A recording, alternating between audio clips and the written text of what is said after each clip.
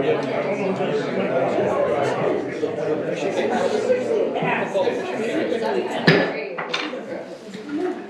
to the Commissioners' meeting. If you'd all please stand and join me in a pledge of allegiance.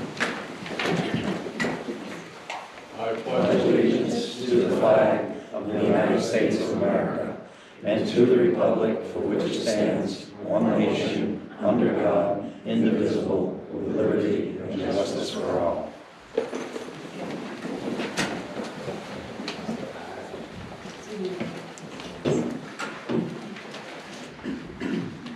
Okay, today is January 17th. It's a meeting in the Hampshire Fish and Game Commission on Tuesday, and being held here at 11 Hazen Drive in Concord. You have your statement? It is. Thank you. The public's entitled to attend all commissioner meetings and when recognized by the chairman. The public may speak on any item on the agenda. The chairman reserves the right to limit public comments to the extent necessary for the orderly conduct in the meeting. And one of the things that I require, if anybody stands up to speak, is to give your full name and where you are from.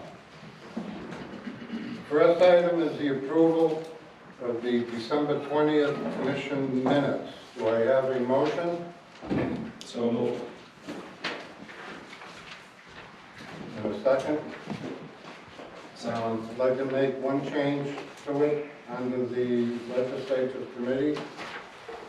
So the commission price reported the committee met the morning of the commission meeting, that the committee voted 5-0. That should be a 4-0 because Commissioner Hodson isn't present. That's the only change I have. Anybody else need any other changes? So approval of the minutes as amended. All in favor? Aye. Any opposed? I abstain, I was out. For what? I abstain, I was not present. Okay, thank you. The consent agenda, the following items are grouped together and noticed as consent agenda items. To expedite action on routine matters which may not require public discussion. Commission members may remove certain items as further public input or discussion is deemed necessary. Item 2A, approval to accept the following donations totaling $15,948 made to the search and rescue account. A donation of $48 from Meredith Griffin in the memory of Emily Sotelo, who perished while hiking Mount Lafayette in Fredonia, New Hampshire on November 3rd, 2022. A donation of $500 from Kevin and Kathy Rhines in the memory of Joe Eggleston. A donation of $1,000 from Kelly Eggleston in memory of Joe Eggleston. A donation of $1,250 from Tracy and Vince Molesky in memory of Joe Eggleston. A donation of $50 from the Dean and Donna Pigeon in memory of John Jack Holden, who passed away on December 25th, 2017 on Mount Bond Cliff. And a donation of $100 from Judith Du Bois to purchase life-saving equipment for the Advanced Search and Rescue Team. A donation of $500 from the Lakes Region Ice Racing Club to purchase life-saving equipment for the Advanced Search and Rescue Team. A donation of $500 from the family of Don Stevens for use by the K-9 team. A donation of $500 from David Mann to purchase life-saving equipment for the Advanced Search and Rescue Team. A donation of $1,000 from Jerry and Heidi Little to purchase life-saving equipment for the Advanced Search and Rescue Team. A donation of $3,000 from George Tombarello in memory of retired District 5 Lieutenant Scott LaCrosse, who passed away suddenly on April 2nd, 2019. A donation of $7,500 from Robert Clegg Jr. to purchase life-saving equipment for the Advanced Search and Rescue Team. Somebody make a motion to approve items 2A through, Just two. yeah, I'd like to keep those all together when we came for 2A. So moved. Second. Items 2A approved. Those are a lot.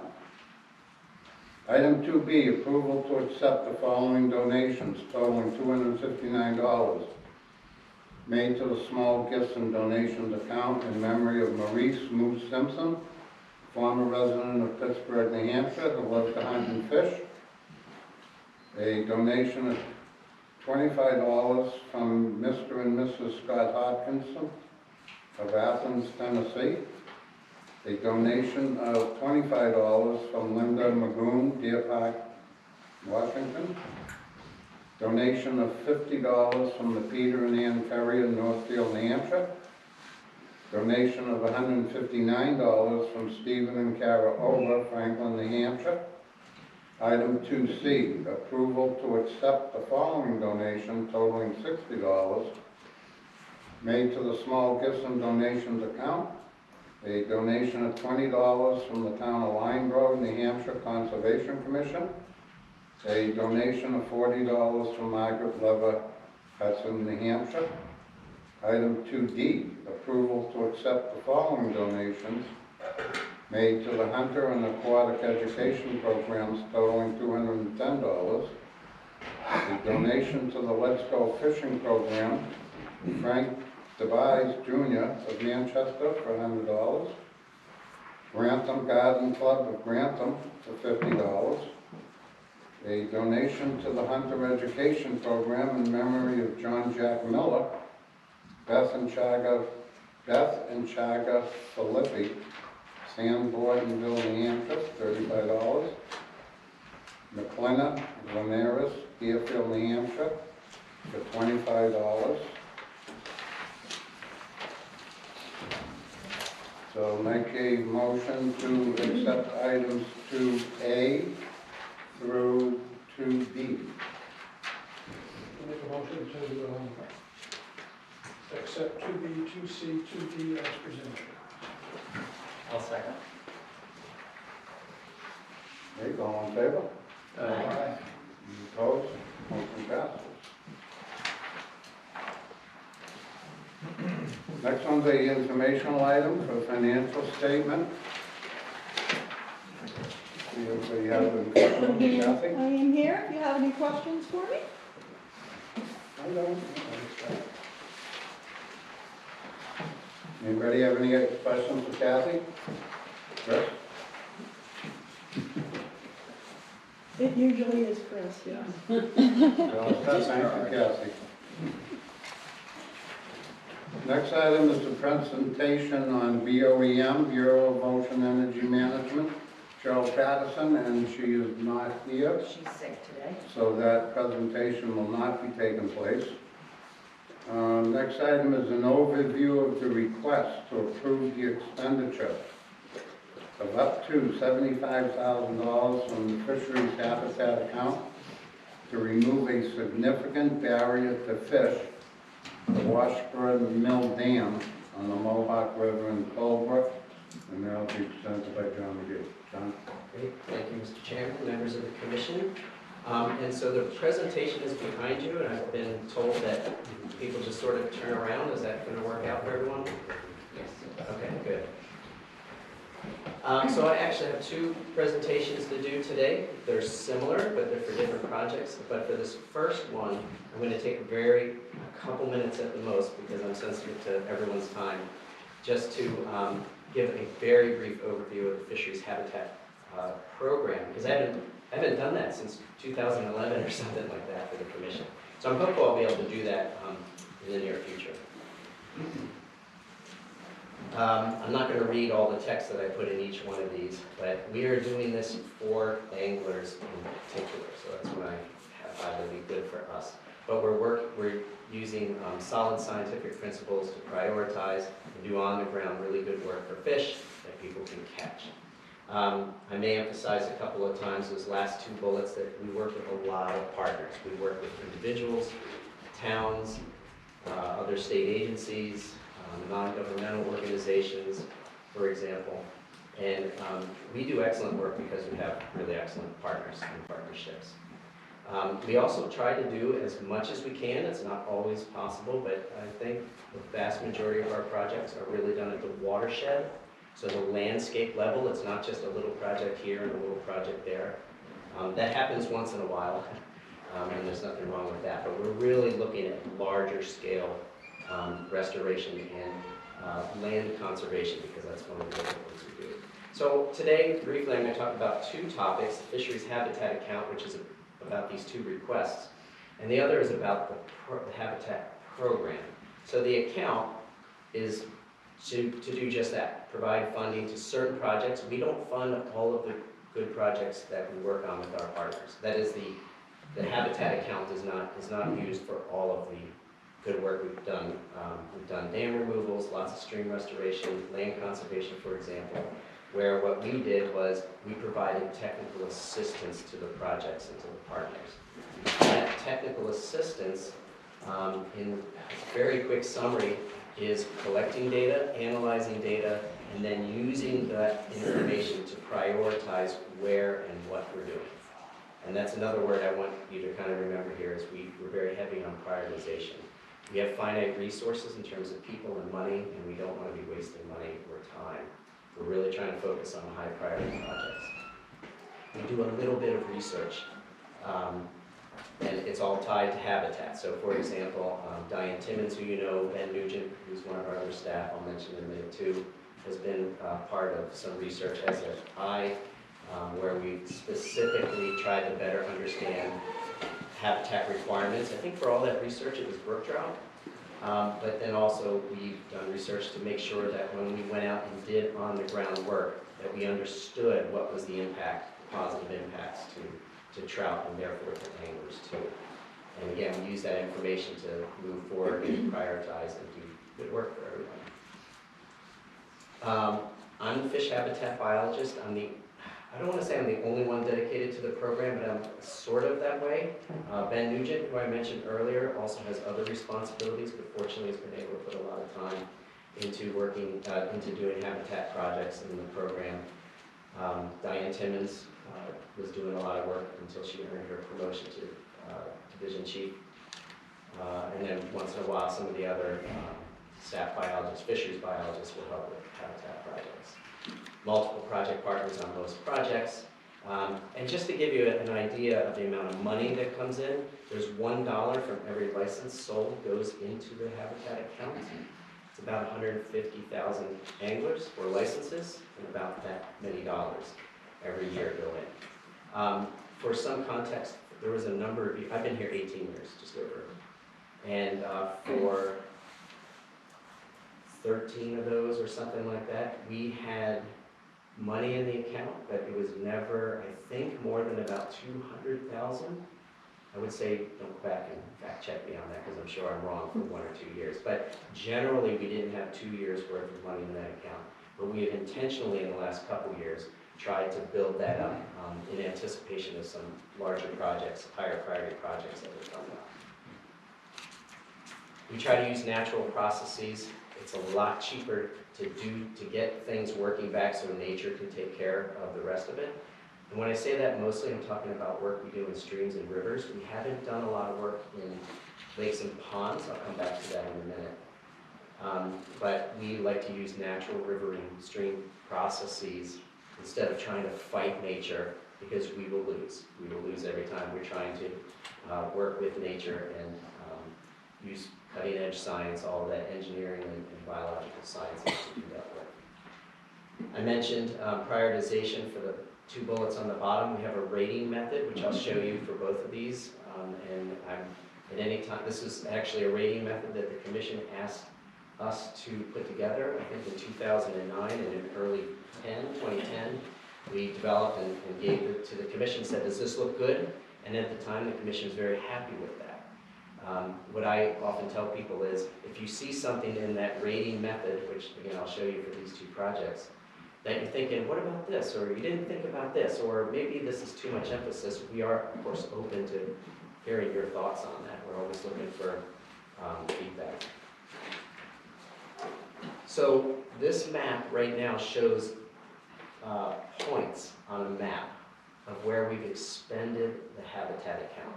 Okay, so this is just where we spent that account's money. And this is not my time or Ben's time or Diane's time or anyone else's time. This is where we put cash to on-the-ground projects. So a couple things. First, oops. Oh, of course it doesn't work on the screen. Pretend I'm pointing at something. I have 3 items in the top left legend of the map there: warm water, then cold water, then diadromous, so migratory sea-run fish.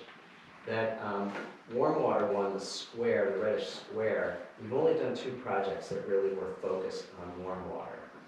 And one was very small, and I won't go into that. And the other one was much larger, and I think had a huge bang for the buck for largemouth and yellow perch in particular, and for anglers there. But you might notice that diadromous, all of those are down towards the lower part of the state. That's because those are all dam removals, right? Migratory fish, they hit the dam, you can't go upstream to spawn, etc. So those were migratory, they were dam removals, mostly for migratory fish. There's going to be a natural riverine component, so presumably also good for other fish that people like to catch. And then the rest of them, those blue dots, or blue circles, are cold water. Very heavily focused on brook trout. I wish I could point to it, but some of them are like Jones Pond at Ellis Hatch, WMA, for example. There's some dams in Pittsburgh, but there's also a lot of those dots are land conservation projects, so they're not really a dot, they're more like a big polygon of some kind of shape. So it's not just a tiny little spot on the land. A lot of those actually represent much bigger areas. And I just realized I didn't put the ones for success in there, which I think Diane put together that presentation a couple months ago that we approved. If we were to put dots on the map of every place that I've just worked with DOT on a stream crossing, the whole map would be just filled practically with dots, except maybe the middle of the White Mountains. And that's just working with DOT. A lot of the other work we've done, land conservation, stream restoration, things like that, it's just we cover the map. And that's at technical assistance point. So those are places where we haven't put the account's money, but we put money in terms of my time or Ben Nugent's time or Diane's time into it. I like to think of that as sort of, so for example, if a dam gets removed and we provided technical assistance and expertise to it, and we didn't use the habitat account, it's sort of like a free project to us in terms of that account. We're not using that account for it. Oh, and I should mention, sometimes that just happens because they don't need the money. We've got all the funding lined up, and there isn't really a strong need to find funding from somewhere else. Okay, so that's the summary of the Habitat program. And moving on to this particular project, the removal of the Washburn Mill Dam in Colebrook. The primary species we're interested in is brook trout. I will mention there are some brown trout and rainbow trout in the Mohawk River, but they're probably not going to benefit much from this project for 2 reasons. There's not many of them. Number one, probably they're hanging out in the Connecticut River a little bit more. But also there's not many of them, and this would connect more of the headwater areas, and those areas just aren't generally as suitable to brown trout and rainbow trout, but brook trout do great enough. The project manager, the organization who is literally managing all the funding, literally managing the consultants and on-the-ground work is American Rivers. A really great partner, Amy Singler, who we've worked with on a lot. And she was able to get funding to get design work done. But with me, with one of my counterparts at Environmental Services, were part of that selection process, and we did select Interfluid, who is nationally, maybe internationally, but at least nationally, very well-known experts with stream restoration. And they've been great to work with. They're very careful with crossing every T and dotting every I. So I wish my little pointer worked on that screen, it doesn't. At the top there you can see the brown circle, that's where it is in the western part of Colebrook. On the map on the right, the two black polygons are basically the larger polygon around of that is the Mohawk River watershed. And so the dot is where the dam is. And so I mentioned that the main stem of the river kind of goes from the west to the east there into the Connecticut. This dam is in the sort of, I'll call it headwaters. It's actually right where the West Branch and the main stem of the Mohawk River come together. So these two photos are taken, the one on the left from on the bridge, from the state road. And so you can see that this is very close to, this is 100 feet, maybe less from the state bridge. And underneath the bridge is the photo on the right. And just pointing out, and let's say on the upper photo, the upper left photo, there's that waterfall coming out the side, the left side. That's where the dam is already breached. This dam is not in good condition. It's fallen apart. It's about 100 or so years old. And I'm gonna have to run up. Can I get by you, Tammy? Is that okay?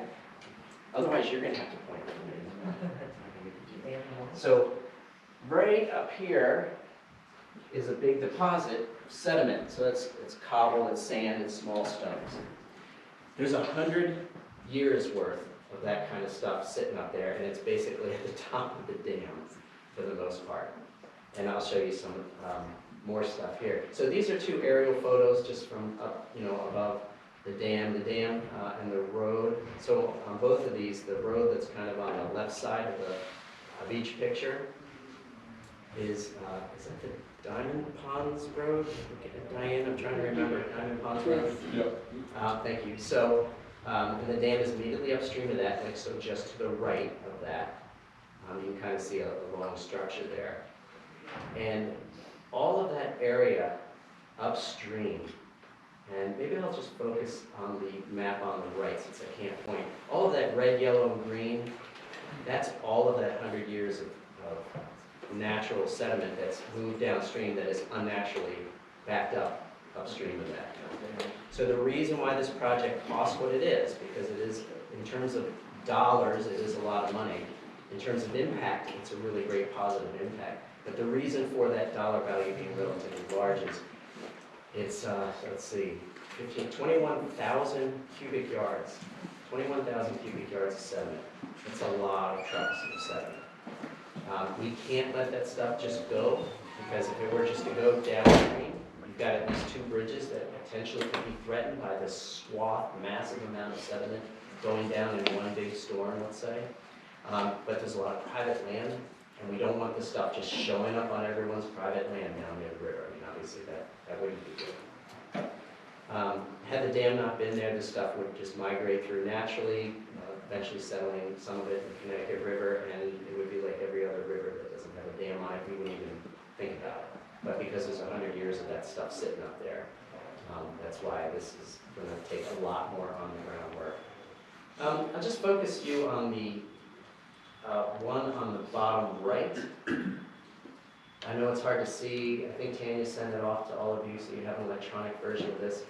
But it's not just excavating this, just to make this river stable, because so much has changed over the 100 or so years. There's going to be a little, I'm going to use the word armoring, but using natural rounded river rock, most of which we're hoping to get from the site, but this is bigger stuff. We're going to have to kind of make sure that we don't have bank erosion problems that are caused by us removing that. So the design firm has a lot of experience with this and has recommended doing a limited amount of work.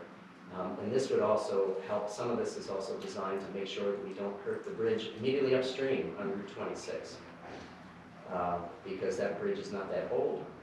Everything should be fine, but we have to make sure it's fine. So that's why it's a little more design and engineering and a little more money on the ground that has to be spent.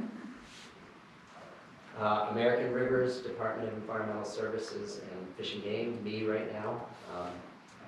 We started the project in 2019, so that's getting the funding for the design work, talking to the landowner. It's actually owned by two landowners.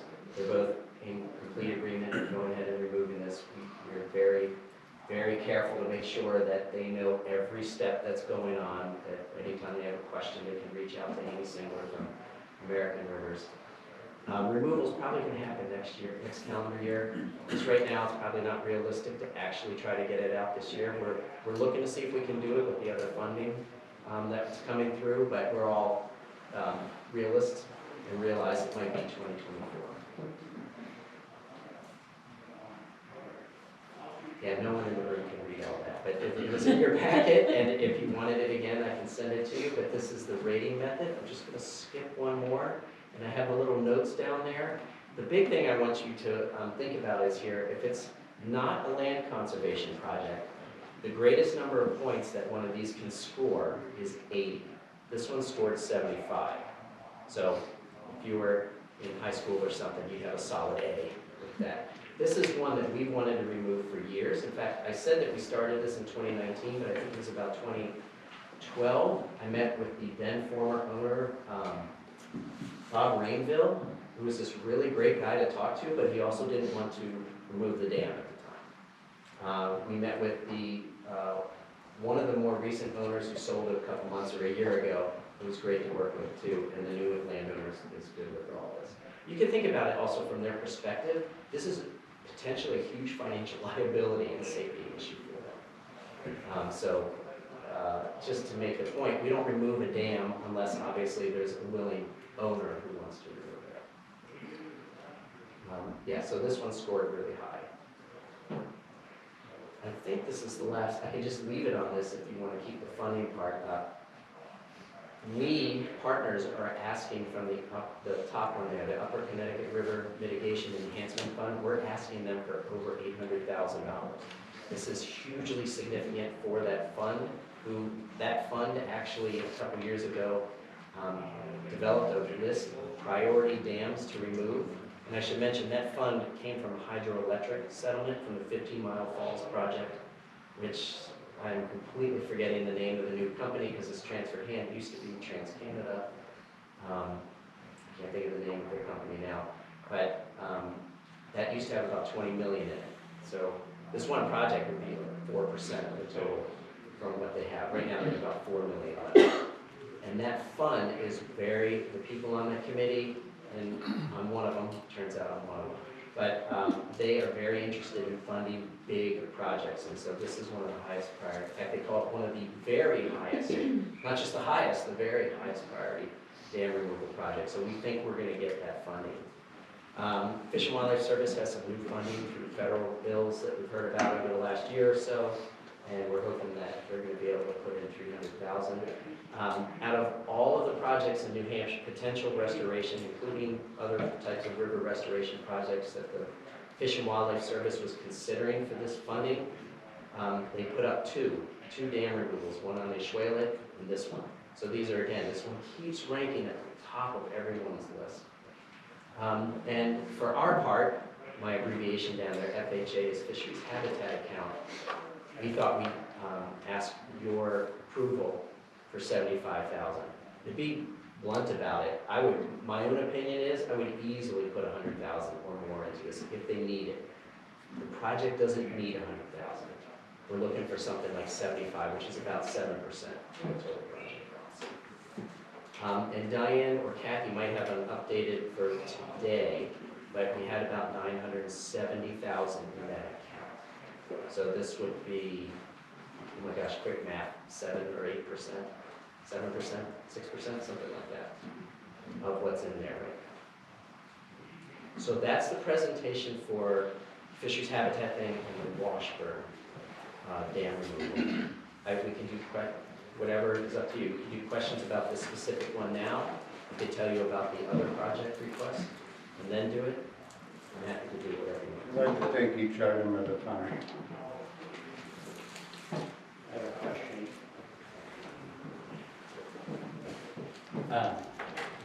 You said it kind of like a question of whether or not that 820 and 300,000 would be approved as if it was pending on something. What is actually, like if we were to approve $75,000, what else has to happen? Well, to make sure I understand your question, tell me if I'm answering what you're looking for. So both of those, the timeline for them is exactly that. The decision is going to be April and spring. I'm hoping March. It could be April for the Fish and Wildlife Service ones. So those are in process right now. Okay. In both of those, we put as pending, because we hadn't come forward with the request yet, we put as pending requests, which is very common for fundraising, you put this in there. We said we were gonna look for 75,000 from this fund, from this account. Does that answer your question, or is it different? It does, but I guess kind of my further question is what happens ultimately if, we approve the $75,000, but one of these falls through, what happens then? That's a good question. We're gonna keep moving forward on it. It's like fishing, I can't promise we're gonna catch fish if we can No, push it I somewhere. understand. But these, again, the mitigation fund, they have ranked this one for several years as one of the very highest, I think it's number 2 out of hundreds. And the Fish and Wildlife Service, out of about 24 projects, culverts and dams, and something else, I can't remember the other couple were, they said out of the 24, this was like this one and another one were the 2 highest. So I'm optimistic, but I can't guarantee it. Just a quick thing too, if you approved it, if the project doesn't go forward for some reason, then no money gets spent. Right. John, I'm all for removing the dam because I stock fish below the dam and above the dam. Couldn't go anywhere either place. But I'm gonna raise the same concern that I raised the one in Bethlehem, that dam down there. The amount of money, $1.1 million to remove that dam, I can get contractors lined up 10 deep to do that for half of that. Why so much? Well, mostly it's that gravel removal and some of the work that has to be done in the river just to make sure that it's stable. It's good river science and everything, but also that it's stable. So that's one answer. My other answer is if you can get people to do it for half as much, we'd love to have those people bid on the contract. We obviously want to save the money. Is that advertised up in my neck of the woods that they can apply for that job? It's not advertised yet, and I'm forgetting every little detail here right now, but basically we are working on the wetlands permit that we get through Department of Environmental Services. Yeah. We've done so much work with them up front on this. We will get that permit, and they will make sure that we do it right too, the least impacting way. The one in Bethlehem was similar. I can't remember. I think it's $700,000 for that one down there. Do you remember? I don't remember. And then you ended up not even using the money because you didn't need the money. It wasn't going to cost that much. Oh, the South Branch South Gale. Branch Yeah, I'm Gale, sorry, I was yeah. trying to think. I was thinking back on I that. Yeah. got lit up in the newspaper about me talking about dynamite and all that stuff. Don't I do remember that the again. dynamite. Sorry. Strike that for the record. Don't do that again. I did. I thought you were gonna head that way again. What's that? I thought you were gonna head that way again. No. A quick remark on that one. That one we did think would be about 600,000, and I think it came in at 600, and we had the other funding. So I would say, like your question I think earlier, if all of this, let's say we have people that are able to do it for a lot less than what our engineers think it's going to cost, then presumably we're not going to spend the fishing game funds. And I've already had those conversations with our partners, and the other 2 funders are going to be fine if we didn't But the contribute. dam that. does need to be removed. That should have been removed years ago. Yeah, it's got neat history, neat history, but not being used for anything. Thank you. Does it have any historical, requirements with respect to the New Hampshire Historical Society or whoever? Yeah, so What are they thinking? the state agency is the Division of Historical Resources. Right. And so as part of, anytime we do a dam removal, anything like this, we consult with them early and often. And I'm probably gonna forget every detail right now, but it has historic value, but that is certainly not stopping the removal at all. And I don't wanna speak for them, but they basically signed off and said, yeah, we might have to do some kind of mitigation thing. A lot of times that is, which has already been done, I think. As part of this process, they hired a historian, an archaeological historian, if I'm saying the title right. But we've done all that due diligence. We've worked with historic resources every step of the way. And that relationship is really good and solid. It wasn't so awesome 50 years ago, but now it's a lot better. So we've checked that box a whole bunch of times.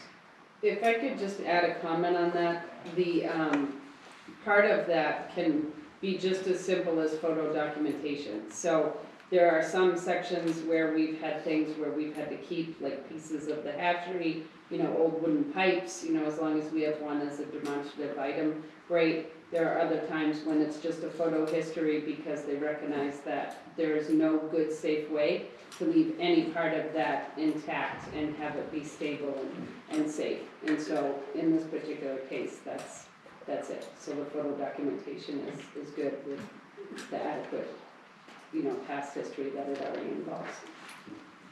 No question. If a person really doesn't have a life and you wanted to take the time to really read and learn about this project, for example, is all of the detail available? If I were to ask for the report from the beginning to end and who has been included in this process, is that available? Could I obtain that? From historic? Well, no, Diana, I'd like to learn in detail about the project. Who, beyond what you've told us, John, who is engaged in this process, and, the detail of it all. Some of which probably I wouldn't understand, but some of it I might, and for example, I know in other discussions about dams, and I understand that in today's world, if you remove a dam, only good things happen. Well, with respect to other things that dams provide, mitigating downstream problems, in light of weather changes we're all now living with, how is that measured? And I don't want to tie up a lot of time in you explaining that, John, but I'd like to read about it, okay? You take a dam out, it's free flowing, okay? It's a great place for Steve and Chris and I to go fishing. We like that idea, but what does that dam mitigate in terms of problems downstream? That's just an example of a question, something I'd like to read about. How do you determine that? Or is it our friends at DES that determine that? I just am interested in the project in depth.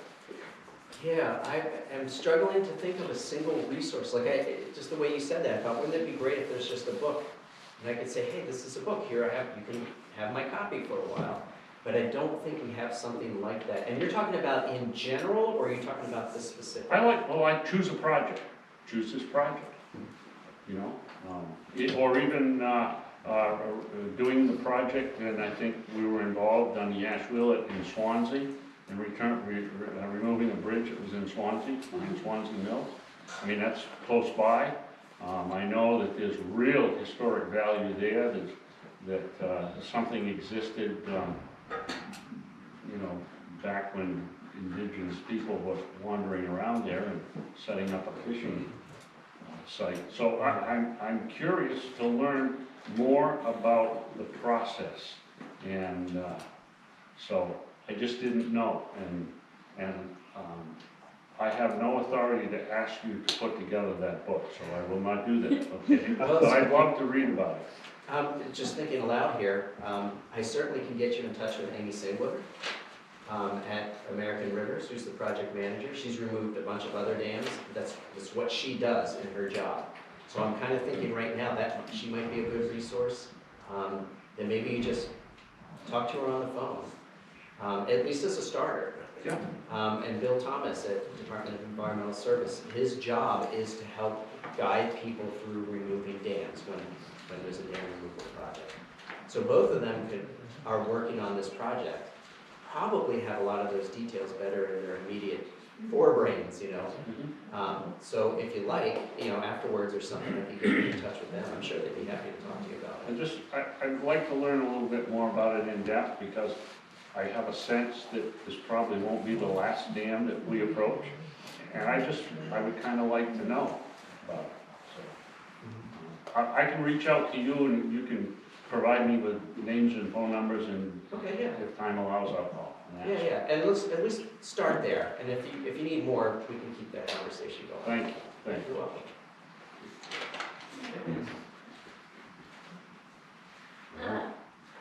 Two distinct questions. First one is there a contractual requirement on how much Fish and Game contributes? Related to that, if these funding is not approved, the permit's not approved, is it early to be asking for this funding? Well, that's a long, second answer. That's not even my second question. So the first one is, the answer to the first one is no. There's no contractual obligations, there's no legal requirements, nothing.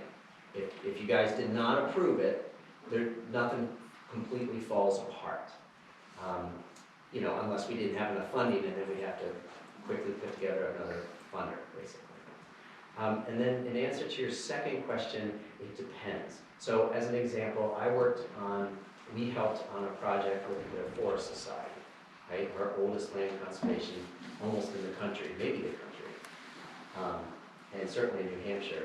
And they conserved some property in Sutton, and they needed about 300,000, I think, as I recall. They asked us for 10,000. And at the time, and this, if you've worked in this world, like as I've started to learn more from the experts on this, people really respect Fish and Game, and they look up to us as individuals and as an agency and as an organization for our expertise, etc. And so they told me if Fish and Game puts in this 10,000, we will almost certainly be able to reach our donor goal, even from one funding source, I think, but also from individual donors. And they did. So it was sort of magical in a way. I mean, where I was like, really, 10? And I thought, okay, whatever. But it was a good project. It was certainly worth 10,000 of our dollars and all that. It backs up next to other property that we own and property that we have an easement on, including this one. And so I guess what I'm saying is sometimes people look for Fish and Game to pay that funding way. And it's a little bit like on this project as well. So, I mean, I'm on that Mitigation Enhancement Fund Committee. And I can tell you when the committee, and this other funding committees I've been on, and most people are like this, when they see, oh, someone is putting in money, someone that they trust, Fish and Game, that they trust, that means a lot to them. They look at that and say, oh, Fish and Game's putting money in, this must be a good project. In part, expertise, and also because there's a lot of accountability, right? You guys vote on it, and are the ones that approve or not approve it. So I think there's a lot of front-end stuff like that can happen. I've also worked on projects where we're like, oh no, we're short X number of dollars. What other funding sources do we have? It lines up with our priorities. It's a good natural fit. This one is sort of both of those in a way. Clarification, this total 1.1 million is on the sediment removal, the dredging, and the dam removal. It's the whole entire project. It's everything except for the like 120,000 or whatever for all the engineering and historic resource information and everything and all of that had to be done prior to the actual removal. Chris? Two questions. First is, so this fund is funded through a fee on anglers, so my question is the angler benefit, and in particular, what sort of public access there is to that location. There's two bridges. Is there any parking there that's in a public right of way? How easy is it for public access to the site? Has anyone here fished the Mohawk River? Is it access pretty decent? Mm-hmm. What to that side? Or just in the river as a whole? It's right beside 26 and down the pond on Ridge Junction right there, yeah. Yeah. It's very good access. And there's multiple designated pull-offs on 26 besides the capacity to just pull off right on the road. Get on the other side of the white line. Yeah, no. Beyond that, Yeah, no, you can easy access, yeah. And this would benefit all the way down, so. Yeah, so we've worked on projects where there's a lot of specific land that's set aside for public access. I think there's not a lot like that, or maybe any here, but it's North Country and it's very rural and people stop all over and go fishing. There are a lot of designated And there's- pull-offs on Thank you. 26, I mean, right near there. Big areas where it's clear parking, you can pull off the road. Oh, okay, I didn't realize Yeah. it's state owned? I don't know who owns it, but it might be But town, lots but of it's there. access. Yeah, it's not posted or anything, it's public. The state did own it. Cord took a house that was right there, right beside Route 26. The state highway, they built that new bridge right there, on Dewar Bridge, the one going over where you're talking about. The state did take that house, and I know Cord had it, they moved the house. Now, I don't know if the state still owns all that cleared land that you're talking about or not, but they did at one time own that land. And last question, so if the river gravel's clean, any prospect of selling it? So 21,000 yards of good, clean gravel is worth quite a bit of money. We're working on that right now. And actually, if you know any commissioners that know 10 people that could get it for half price, maybe you know some folks. But that's part of the bidding process, right? I mean, if we can find a way that's worth money so that the bids that come in are lower, that's what we're looking for. And I think when the consulting firm, the engineer design firm, they're gonna help with all of that. They're gonna do the on-site construction oversight as well. And that's all part of it, all those discussions we've had. I'm glad you asked, I forgot to mention that earlier. Hey, Commissioner Temple? Yeah, I won't comment on that, Chris. I tried to get river gravel before in a former life, and what really happens is that nice, beautiful stone that everybody thinks is wonderful gravel is great until you excavate, and then all the fines and the silt and the, not really clay, but real silty soils are all mixed in, and it's quite a process. But I certainly can support the yes vote on the $75,000. But I did have a question. If you could go back 5 or 6 slides, you showed a project where this project is and where some other ones have been done around the state. That one? Yep. And I'm looking at that map, and I'm wondering, and I'll ask this question because I'm looking for future information.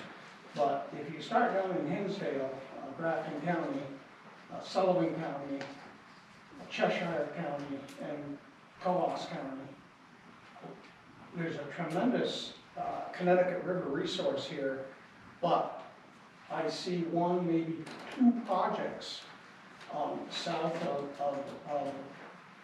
Mr. Stoll's area. So I was wondering, from a Fish and Game perspective and the American Rivers Group and stuff, are there going to be future projects up and down this Connecticut River corridor? Or am I just saying everything has to happen in the north or seacoast? Or? No, that's an excellent question. So all these dots and squares on this map is where the fisheries habitat account funds have been spent, have been expended on projects. And yeah, so that second part, if you knew, I mean, I can't drive through the state and not go, oh yeah, I remember I helped DOT make that culvert passable by turtles and fish. I mean, it's just like, if I drive on 93, you can't, it's like every mile practically. But this map doesn't show you all those other projects that I think you're talking about, which sometimes are stream bank erosion, stopping that kind of project, stopping the erosion rather. But Dams, it just seems to me dam-like projects. on the larger projects such as this, every tributary that ran into the Connecticut River at the turn of the century had dams. Yeah. And I'm just hoping that at some point, perhaps you share with us, other big ones such as this. Commissioner Cavani had a question about where we could read this. Is it possible to just give us the link out on the internet? For example, the American Rivers, or John, if you want to read the DES permit, it's probably that thick. Yeah. Maybe thicker, maybe 2 volumes that thick. You could get a link out so that we could see the permit application that DES produced. That way we don't have to have a physical. Yeah. John I can mean, get through 300 pages. I could actually email it to you. Once that permit's been submitted, it's part of the public record. And it would contain gobs of designs and things that, that you'd be I can't more than imagine a welcome to look question that over. would come up that they haven't asked. What's that? I can't imagine a question that would come up by us that they haven't asked. Yeah. So, and we can also get to you, the historic resources Sure. report. I might not be using the right term for it, but that report on that information as well. Army Corps of Engineers, they're all gonna have them. But anyway, if you could give us those links or however you'd like to do it. Yeah, it might just be easier to email it to you, unless they have it, unless someone puts it on. I'll have to see. The big engineering design thing is probably something I couldn't email. It's big. Okay, thank you. Yeah, you're very welcome. Don't email it. Did you drop it, do we have a box account? Do you know if you drop it? I don't know. No, we don't. DOIT doesn't let us have Dropbox. Oh, we have one, Turn Castle. Is there any other questions for John? You're not seeing any, John, you want to go on to your next one? Yeah. It's an information item.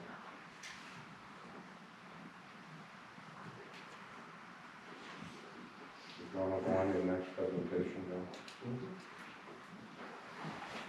I have the right one? Yes, okay. This is kind of I don't want to call it a funny one, but it's maybe an atypical project. Because a lot of times when it comes to streams and rivers, remember I said earlier about natural processes? Erosion is a natural process. But this one is different because the erosion is, and I'll show you some photos and things here in a minute, is so massive. And I think it's impacting so many other resources, not just little important, but little Atwell Brook, but also the Cockermouth River, and even Newfound Lake, which is, I mean, I think we'd all agree, it's one of the jewel lakes of the state. The primary species, even though I just mentioned Newfound Lake, in Atwell and Cockermouth River, and I'll show you some maps here soon, is again brook trout. And I'll just give credit, this is Diane Timmons' photo, right, she's smiling. So,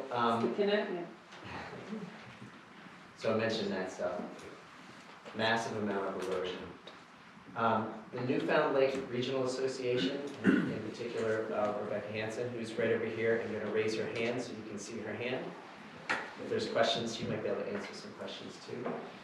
Is managing the project, and we're very fortunate that she was learned about this bank erosion during other work that she was doing to protect and restore Newfound Lake the lake and the watershed.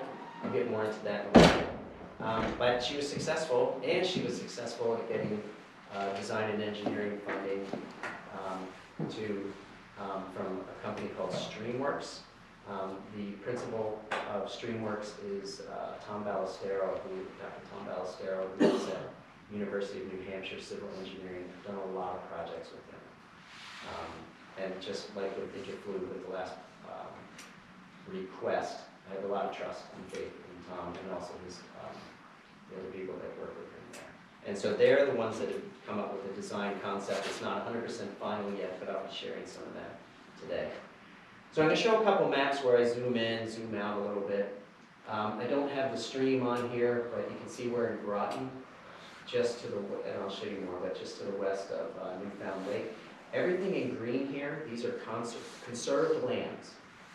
But in particular, where that brown dot is on Atwell Brook, all that green there is our conserved land. It's Kimball Wildlife Management Area. This is I think a 2,000 some acre property that the department acquired a couple years ago.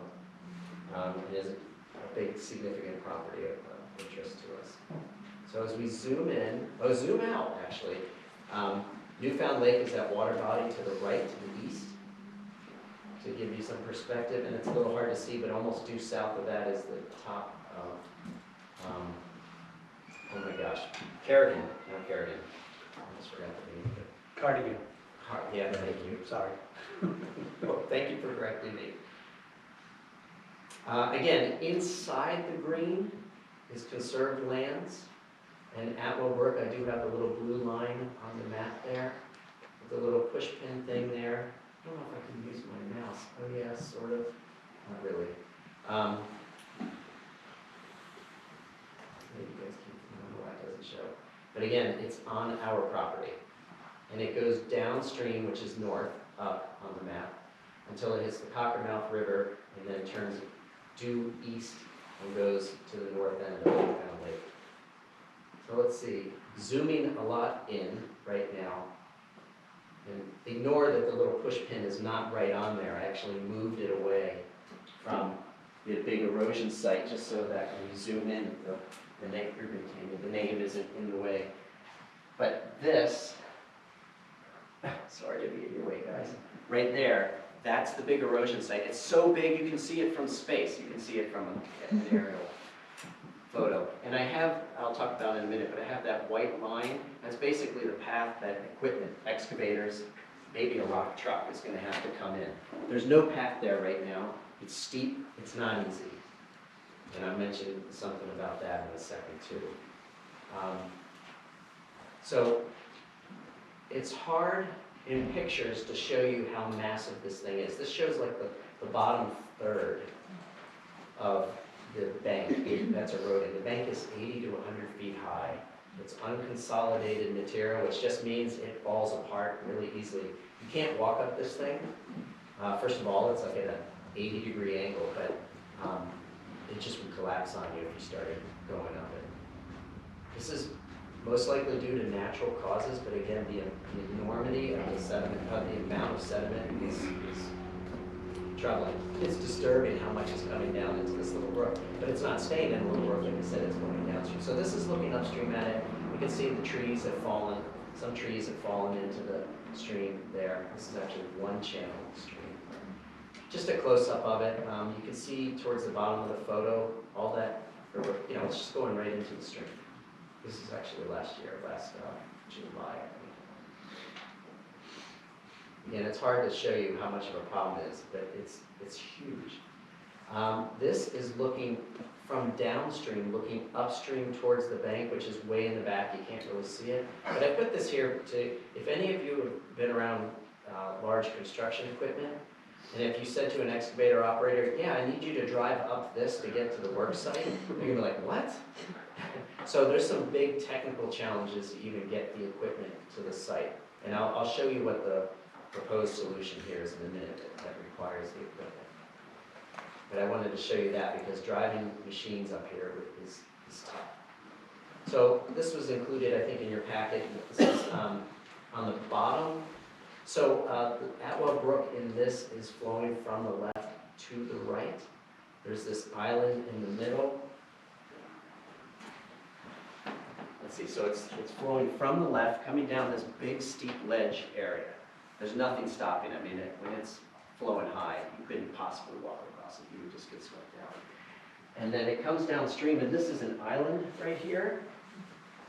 And it splits, and when it splits to the right, which is down, that's where it's taking out this big bank area, which is all this, it's the right word, not hatch, but lines that are on the bottom of that design there. And all those little things that look like matchsticks are like 10 to 12 inch diameter, 40, 50 foot long trees that are proposed.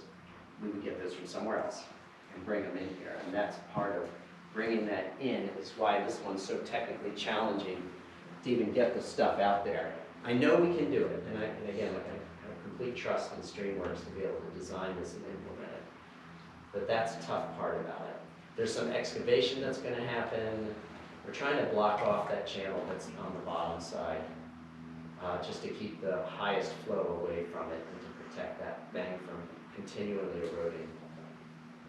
Let's see, did I want to say something else? Yeah, so let me go back. Yeah, so just like the last presentation, here's our partners, Newfound Lake Regional Association, Fish and Game. Town of Groton are collaborating with all of us on this. They have, their roads sustained damage downstream when the flood in 2019 happened here, which is what really had the bank fall apart very quickly. So we met up there with them, and they are looking to help out where they can. Project was started, I wrote about 2020, could have been before that a little bit, but construction probably next year because we need to get all the funding together. At the bottom there, I mentioned the potential training opportunity for the Army Guard. So we have a relationship with them. Their Major General, Dave Nicoletti's actually used to work here, and is a great guy, really good at getting stuff done. But they have this innovative readiness training program, which essentially they can come out and do training missions, they call them missions, training missions that might help a state agency or a town and stuff like that. We partnered with them last October. They flew up to Nash Stream from Concord.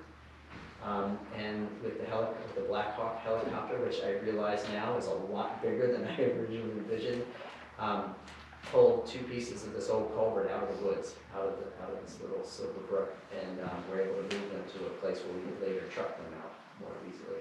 But it's a great partnership. It didn't cost us any money. It took a little time just to put the application and work with them.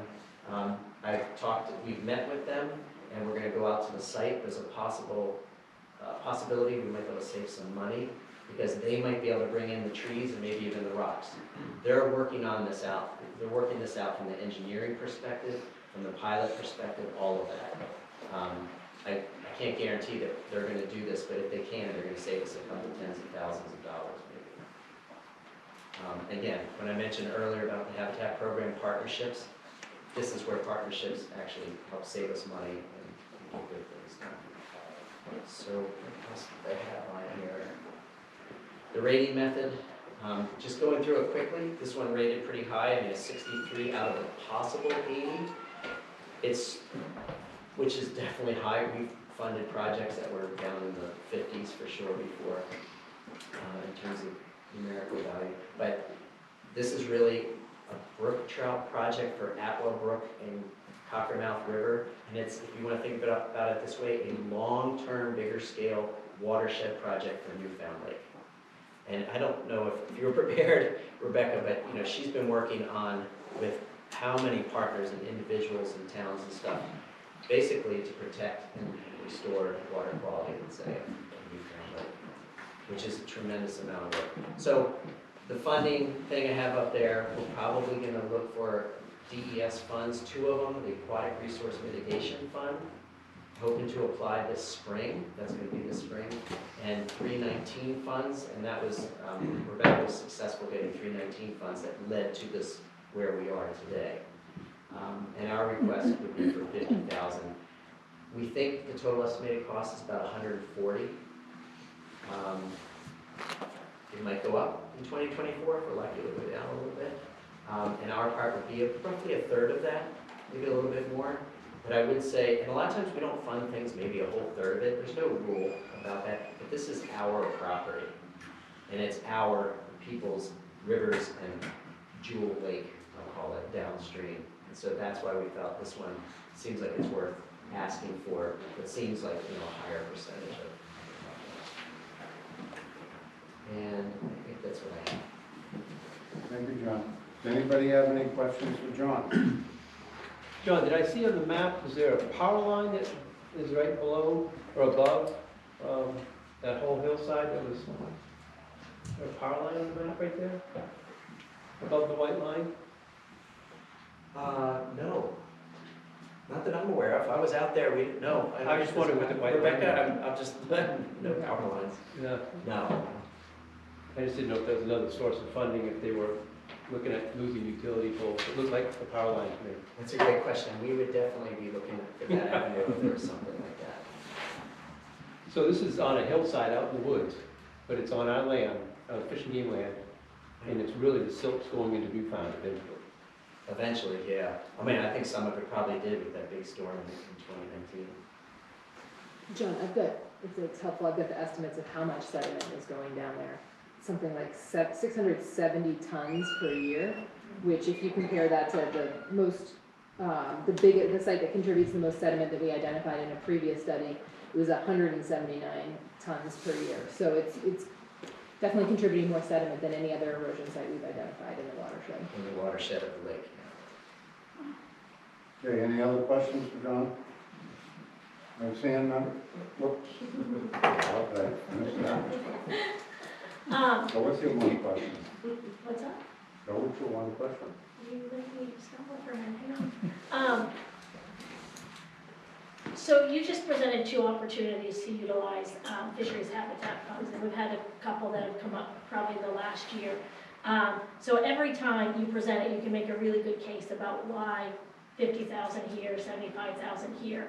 But in context of the whole, is there a plan or a forecast? If we say we have 960,000 that we're gonna spend 25% towards culverts and 25% towards dam, like how do we know in context of the whole that we're making the right decisions? Because everything you present in and of itself, you can create the need, Yeah, right? what's the plan? What's the Right. plan? So relatively speaking, I can get behind 75,000 here and 50,000 there. So, I said we prioritize things because we have finite money, resources, people. Part of that too, so there are two parts of this. Part of that is when it comes to dam removals, when it comes to projects like this that show up out of the blue, no one could have predicted it kind of thing. It's about, well, this is a little different, but with the dam from earlier today, it's opportunity. So what we're trying to do is match our priorities and opportunities together. That doesn't always happen. There are dams in the state that are super high priority for a lot of groups to remove, and we're never going to remove them because we're spinning turbines, making electricity, for example, or something like that. There's a lot of land conservation projects that a lot of folks, if you talk to the land conservation community, they're very interested all over the place, but they don't have a willing seller. So we're trying to match up our priorities with the opportunities as they come forward. So that's sort of like the larger context. The other part is we've been doing a lot, when I said watershed, we try to do watershed projects. Ben Nugent has been doing this really cool project on the Warner River. This is the shape of it, right? The Warner River watershed, but not just the Warner. Diane was doing all the stream crossing, managing the whole thing on the Ammonoosuc and then the Androscoggin. So those projects and the Saco River watershed now, the Schuyler, the Scattaquag, these are all projects that were focused on connectivity, but mostly culverts. There's some dams in there too.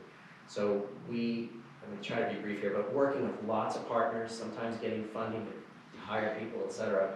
We and others went out and we did the fish surveys and we did the stream crossing surveys, and then we matched those two things up. And right now where we are is kind of like right in the beginning of doing on-the-ground projects, prioritizing, hey, which stream crossings are the worst ones in terms of we need to get fish from here to here. Which ones are the worst ones? We don't want to just be putting time and money into something that's not helpful for anglers. We're doing it for the ones that are going to be good for that. So I'm answering that in a way that kind of gets away from we don't have a specific plan that says this much goes here and this much goes here. Just in the same way that if you ask a land conservation group, they're not going to say our plan is to put this much money here. There's just not a way to do that until you have an active project that you can move forward. Yeah. We're going to want a commissioner too. Oh, I just said that.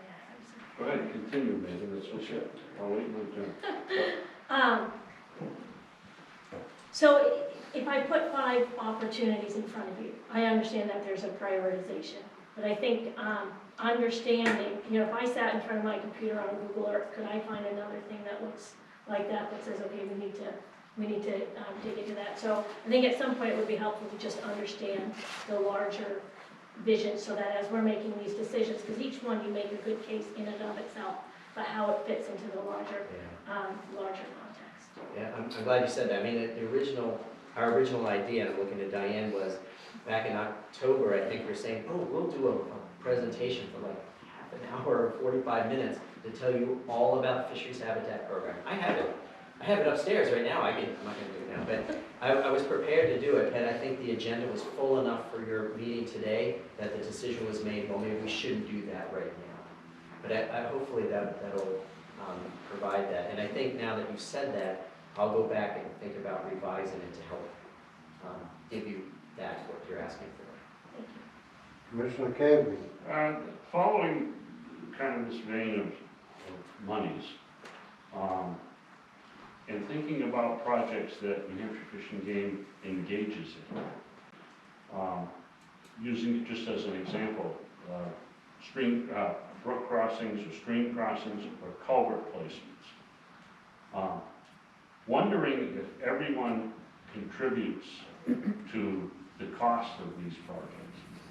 Some structures are upgraded to allow for the passage of fish, okay, and non-game. Some structures are in place not large enough to accommodate fish because there are no fish in this little drainage. So does the non-game folks here in the building contribute any money to these joint projects, or is it all come out of fisheries check? That's a good question. You can get back to me. I don't, John. yeah, I also want to be able to give you some meaningful information too, and maybe I'll look to other staff. There's the Moose Plate grant, and, I think, my understanding is that's a is Dan here or something? Yeah, so is Moose Plate, that's a non-game sort of program funding, right? Yeah, I mean, not Sort of? sort of. Okay. So obviously the non-game program is funded very differently than other programs within the department, so they're limited. But that's not to say that they don't get other grants and other ways to contribute money to projects. I'd have to double check, about specific projects, it's tough to say, but I will say they are largely limited in the money that they have available to them to, certainly to these levels, to contribute to a lot of these things, but I can look into that further. I'll get back to you. My reason for asking is just this simple. If they're gonna benefit, which is a benefit to all of us, but if they're gonna benefit, then they should pay what they can afford to pay, all right? If they're gonna participate in the projects, that's how I think about this, and I will stand corrected if you can explain it to me in a different way. But tagging on to fisheries monies, okay, and receiving the full benefit of that, when in fact, specifically, okay, an improvement, all right, may not benefit fish travel. It may benefit salamanders and turtles. You see what I'm saying? I'm trying to figure out, does everybody participate with monies in the projects? So two quick responses to that. One of them is, we never ask you to approve funds from this account unless it is for fish, for anglers. I would never come, I'm not saying you're saying that, we do that, but I would never come up here and say, yeah, there's some salamanders in the stream, can we have $100,000? Because no one is angling for salamanders, we're angling for fish. So it's always gonna be fish, it's always gonna be for anglers. So that's one part. The second part is, maybe some of that's kind of at a higher level than me about who should fund various things. But a lot of the work that we do that we're not even asking you to approve the account funding for. So it's a free, as I said earlier, kind of free to us, just through doing technical assistance to DOT or whoever, is we get both fish and turtle, let's say, passage at a site. Maybe there's wood turtles, hugely important to all of us. So, but we get both of those at the same time based on our comments. There's been some, I'm trying to think of a crossing. Oh, okay, yeah, crossing in Swansea that we did put some money into. And that crossing was not passable by wood turtles, and now it is. So it was sort of like they got the extra, not the extra, but they sort of got that benefit with everyone else putting their time and money into it. I'm not aware that there's a wood turtle specific fund, something like that. And just one other thing before I forget, we get asked all the time. Every year we get asked, hey, can you contribute funding to this project? And you guys don't even see it because it's like, no, there's no fish, so no. Or we know there's fish there, but it's 100% black-nosed dace. Have you ever tried to catch a black-nosed dace? Like there's like a couple people on the whole planet that try to do stuff like that. So that's not a priority then. I'm trying to think of some other examples, or just an area that's not a priority. We're like, yeah, we're not gonna contribute money to that. We don't wanna waste your time on those kinds of requests when it's not gonna be something that's gonna have a meaningful benefit to anglers. So there's a lot of, if I put dots on that map that showed, hey, these are all the places where we got asked to contribute funds, that would be a lot of dots on the map too. It'd be a lot more than what we have funded. All right, thank you, John. Chris? When did the event occur that started this erosion? I keep saying 2019, I'm gonna look her back again. July 2019. Okay. And is the erosion sustaining, the pace of erosion sustaining itself? Or is that, I mean, is it linear in the way it's occurring, or was there a flushing of a lot of sediment when it happened, and then you have this scar, but the pace at which erosion is occurring is slowing? Go ahead. Yeah, so the 2019 storm was, the reports vary from 5 to 7 inches, which is huge in an area like Groton. You know, there's a lot of very intense topography there. And so that basically caused the brook to jump its bank. The LiDAR suggests that it has gone on this channel that's closer to the erodible bank prior to this event, but now it's not going into the other side of the island. So pretty much any time, I've been up there just as it was starting to rain and nothing significant, no downpour, and you can actually see the brook changing colors as the rain starts to fall. So it is continuing to happen. Just looking at it, it's when I got out there last July or whenever it was, I was like, oh, now I see what you mean. This is really bad. Ongoing problem. Commissioner Temple. Thank you, Mr. Green. Appreciate this opportunity to speak. I only have one question, though, not two. John, does this particular tributary come in anywhere near the boat landing on Newfoundland? So this goes into the Cockermouth River, and I'm not as familiar with Newfoundland's boat landings. Are you talking about the state-owned boat landing? No, I'm talking about the one Fish and Game has built this beautiful access into Newfoundland. We've been there. Is that the West Shore Road? Is that the West Shore Road? Yeah, that's the opposite That's side the of the lake. opposite. Yeah. Opposite side of the bank. So this has no effect on any impact of that particular launch. Correct. Thank you. There are smelt in the Cockermouth River, if I could add that. So that's one that, you know, a species of concern for sure. Part of the forage base for a lot of the trout fishery, lake and rainbow and stuff. And the salmon. And salmon. Is that the similar type of concern we have at Lake Sunapee, where they go up by the state park? Is that not a smelt stream? Yeah, I mean, Yes. smelt are very, very, very sensitive to erosion.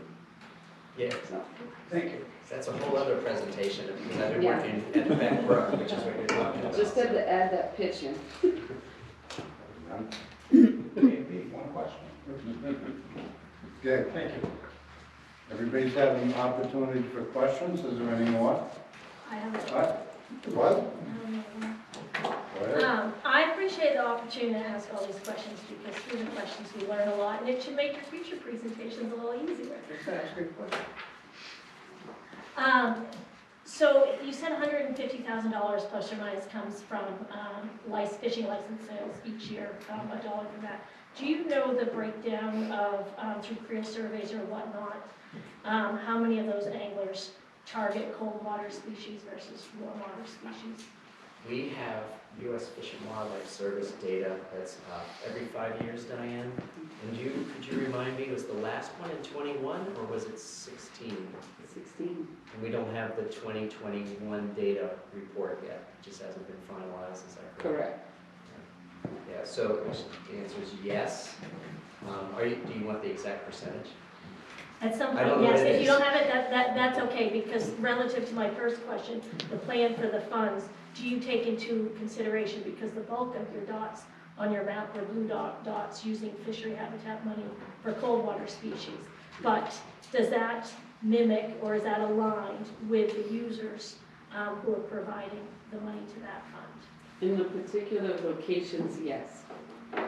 So I wish I had been able to do the whole habitat. So that's something I Another should have time, said, but I John. didn't say, was the primary reason we don't do a lot of warm water projects, whether it's technical assistance or it's asking for, to approve funding for warm water fish projects, is warm water fish largely in the state are doing really well.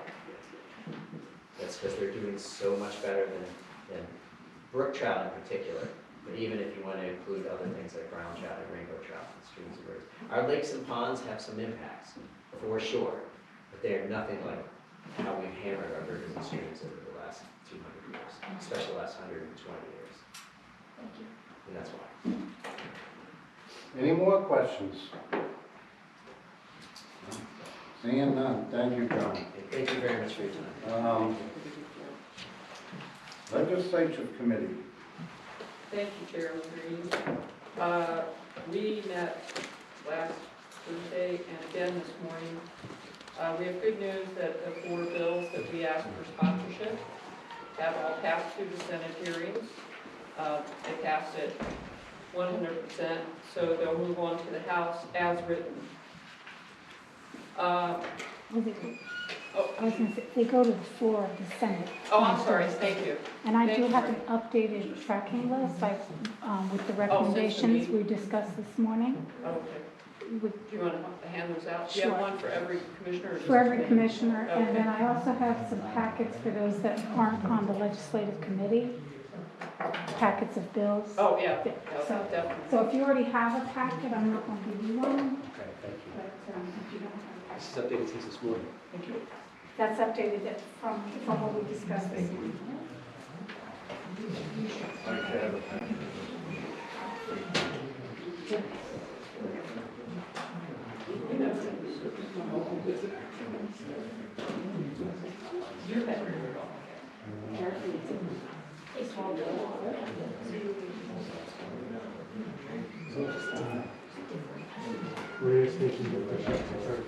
you.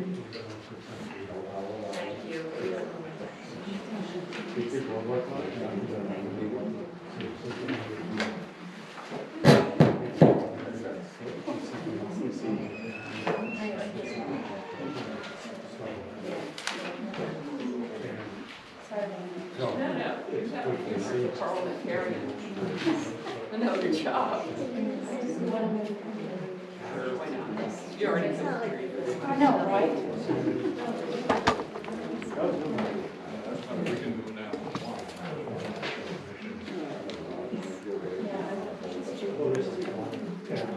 Am I going to be in your way? No, you're not in the way. All right, so now I'm gonna hold up legislation for 2 minutes. Okay. I have the 2 motions that I'd like Commissioner Stoll to present. Thank you, Mr. Chairman. I'd like to take up John's 2 projects. It's informational only in our packet, but we can make it an action item if we so desire. And I'd like to make a motion that we, if you'll allow both in one motion, I'd like to approve both of those projects. I will allow both in the same motion because I do not expect to have a lot of discussion. I'll second. So, yes, we can do both, make the motion, do both in the same, or allow it in the same motion. Then I make that motion, Mr. Chairman. And I'll second it. Okay, so the motion is to allow the expenditure of $75,000 from Fisheries Habitat account to remove the barrier to fish in Walden Dam and Mohawk River and Colebrook, and $50,000 from the Fisheries Habitat account to stop the massive bank erosion occurring at Atwell Brook in Kimball Wildlife Management Area. Any discussion? Not seeing any? Those in favor say aye. Aye. Opposed? None, motion passes. Thank you, Mr. Chairman. All right, Thank you. We have received a preliminary draft from Eastside Senator Waters regarding bear baiting bill, and we were kind of scratching our heads about it because it allowed us to make bear baiting rules. But we already have bear baiting rules. So I was able to speak with Senator Waters, and it turns out that the Humane Society lobbyists had misinformed him that we did not have bear baiting rules, when in fact we do. And I just followed up with him with the RSAs and the applicable FISs, and he is going to pull that bill. And I'm not sure if it ever received a number or not, but we should not be seeing that bill. Moving on to the House bills. You have that summary there with our votes out of committee. I make a motion to support House Bill 113. It is relative to the physical fitness performance requirements for law enforcement officers. Do I have a second? I'll second. Thank you, Paul. Okay, is there any discussion? Hearing none, motion is to support House Bill 113. Those in favor? Aye. Opposed? Motion passes. Thank you. The next on your spreadsheet is House Bill 137, relative to boating safety, equipment rules, and vessel numbering rules, and establish a committee to study boat registration fees. And I would like to make a motion to support. I'll second it. Thank you. Any discussion? Not hearing none, motion is to support House Bill 137. Those in favor, say aye. Aye. Opposed? Hearing none, the motion passes. Moving on to House Bill 274, relative to the administrative rulemaking process, I make a motion to oppose. I'll second that. Thank you. Any discussion? Hearing none, the motion is on House Bill 274 to oppose. Those in favor say aye. Aye. Those opposed? Hearing none, the motion passes. Moving on to House Bill 308, relative to a quorum for public meetings open to the public, including a remote presence. I make a motion that we support this. I'll second it. Thank you. Any discussion? Seeing none, the motion is to support House Bill 308. Those in favor, please say aye. Aye. Opposed? Hearing none, the motion passes. Thank you. Moving on to HB 321FN-L, relative to minutes from non-public sessions under the right to know law. I make a motion to oppose. I'll second that. Any discussion? Hearing none, motion is to oppose House Bill 321-FNL. Those in favor say aye. Aye. Opposed? Motion passes. House Bill 327-FN, prohibiting the use of second-generation anticoagulant rodenticides. We have no position on this bill. We spent an extensive amount of time discussing that with assistance from staff, as well as we have received some information in the last few days from constituents out there. We just could not, we felt like we didn't have enough information to take a position. So we anticipate more information coming in, and we should be able to develop a position, but we just couldn't arrive at one. Okay, so on House Bill 326-FN, the stance will be that we're not taking a position at this time due to we're waiting for more information at the minute. Thank you. When there's no position taken, I don't think we need to vote on No. that. Next item. House Bill 358, relative to the filing and adoption of proposed administrative rules. I make a motion to oppose. I'll second that. Okay, discussion? Not seeing any. Motion is to oppose House Bill 358. Those in favor, say aye. Aye.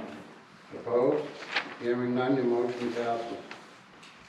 Moving on to House Bill 442FN, preventing state resources from being used to enforce lobstering regulations in federal waters and establishing a scuba diver recreational lobster license.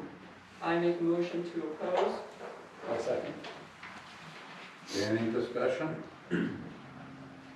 Hearing none, the motion is to oppose House Bill 442FN. Those in favor say aye. Aye. Opposed? Hearing none, motion passes. Moving on to House Bill 472, relative to the placement of temporal seasonal docks. We do not have a position. I have spoken to Representative Carol Crawford. We are anticipating an amendment will be introduced at the House hearing that will focus this bill specifically to loons. That's really what the intent was, and once we see that language, and I'll work with her on it, we should be able to take a position one way or the other. So what is your recommendation here? Well, I personally want to. No, what is the committee saying? We did not vote on it. Okay, so you've not taken a vote on this? Okay, well, there's no vote, then we don't need to take a vote on it right now either. Next item. Can I just ask for clarification? Sure. And maybe I'll look to my legislative committee colleagues. I thought we took a vote. Did we not take a vote on this one? No, these are ones that when we check my minutes, I'm pretty sure we didn't. We didn't vote on this. We chose to,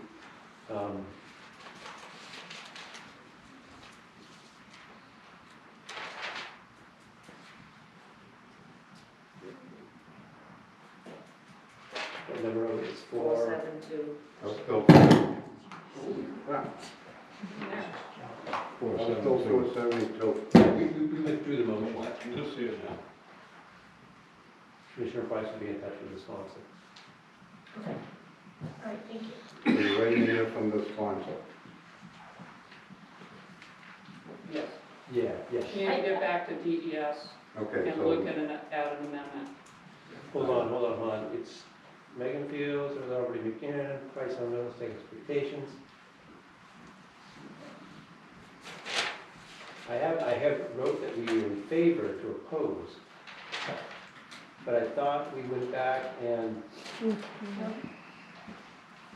We did flip-flop, but I thought we left it as a voted on as opposed because there was going to be an amendment, and that was the reason. I think you're right, I think she's right. Oh, sorry. No, my Price is in touch with the state rep, Megan Fields, Chief Fields, there are already mechanisms in place to protect. Unrealistic expectation on dock owners, all in favor, opposed, yes. Thank you. Good catch. Thank you for taking good notes. Wow. So, You trust my We notes? will, I got them written too, Paul, so just so you know. Okay. we do anticipate that, depending on what the amendment would say, that we would, once it's focused on the loons and not everything that lives or breathes or uses carbon, we might be willing to support it. Thank you for. Okay, but So I need a right motion. now I need to hear, what is your recommendation to this commission? Based upon Commissioner DeVoe's notes, we have a motion to oppose. So you're recommending a motion to oppose on House Bill 472, correct? I'll make that motion. He seconded. She just I made the made it, motion. you seconded. You're I thought she seconding? was asking for it, I was seconding it. Who's on first? Okay, motion's been made and seconded. Any discussion? Not hearing any, I actually would like to say something. you're gonna speak up quick, please. I Go know, ahead. I know, you as the chair, we have to be fast. I do, this is my backyard, and I know the issues. And so I do anticipate that Representative Crawford's going to come back with something that's workable. I don't think we want to be a commission or a department that doesn't support protecting loon habitat. So that's my 2 cents. Any other discussion? So the motion on House Bill 472 is to oppose. Those in favor say aye. Aye. Anybody opposed? Motion passes. Next item, please. The last item, HB 498 FN, requiring Fish and Game officers to obtain a warrant to conduct a search and seizure. I make a motion that we oppose. I'll second that. Any discussion? Seeing none, the motion is to oppose House Bill 498-FN. Those in favor say aye. Aye. Those opposed, the motion passes.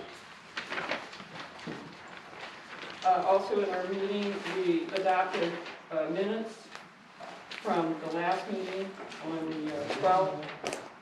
And effective with this meeting today, January 17th, the legislative committee meeting, we will start recording our meetings and provide Tanya with audio copy. Looking at the next meeting, possibly January 30th, which is a Monday, or the 31st. And talking to the executive director a few days ago, he thinks that we may have a need to have a full commission meeting to take positions because the bills are coming out in such an erratic fashion that just due to the problems that the Legislative Service Office is having getting bills out, that we may need to have an interim full meeting.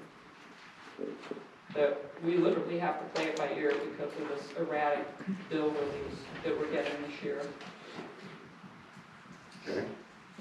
So that ends my report. At the end of you have no other items?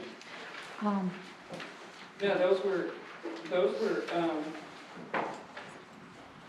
these were ones we already voted on. I just want to make sure you got. Yeah. We did have a rules presentation for the biennial rulemaking that was going to be given now. Oh, okay. So if you're done with the legislation piece, Okay. we're going to have Yeah. an Senate bills, overview. were already exec out. What? That was one of those issues where, Well, Marty, what? I've got nothing on this agenda about a rulemaking presentation. I sent it out in the email. As it's just part of, it's just an overview of an upcoming rulemaking. Normally I do my rulemaking updates at this Okay, are time you too. gonna be discussing rules? Yes. Any particular rule, any rules in particular language? FIS 300 rules. We don't have a draft yet. Correct? We don't have a draft yet. We're developing the draft. It's my experience that this is how it's normally done when we do our biennial rulemaking of the FIS 300 rules, that we give a brief overview to the committee, and then next month we'll have the draft for y'all to vote on to approve. Yeah, so this is just a very brief, it's just informational. Okay, I'm gonna allow it under legislation now. So this will be a very brief presentation. As you know, every 2 years we go through the wildlife rules. We're going to give you just a quick summary of the timetable for that and some of the things we're considering. We don't have any official proposals for you to consider. Again, this is just information to make you aware that the process has started, give you an idea of the time frame, start to get information from constituents. If you have anything you want to reach out to us about. And then as Marty pointed out, we will have a full presentation at next month's commission meeting regarding actual proposals that we're bringing to you. But this is just very brief information. We thought this was a good part of the section to bring this up. I'll turn it over to Andy Timmons, our game program supervisor, to give you a quick summary.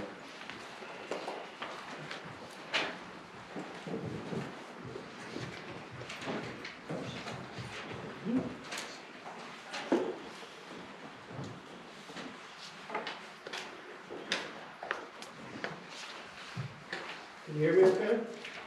Afternoon, Mr. Chairman, members of the commission.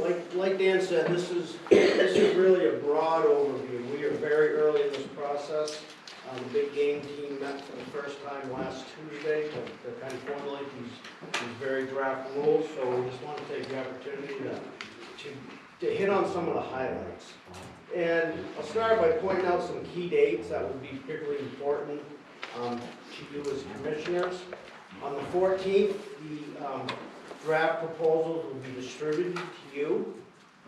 On the 21st, the draft proposal will be presented at the commission meeting as an action item to get approval to move forward with the rulemaking process. On the 28th, we will finalize draft proposals internally. Between March 30th and April 5th, we will hold 3 public hearings.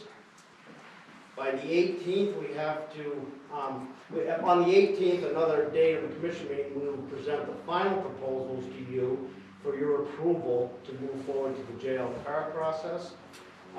We have to have the deadline. The deadline for that is April 28th, and the jail car meeting is on May 19th. So this is just kind of hitting on the dates that really involve you as a commission.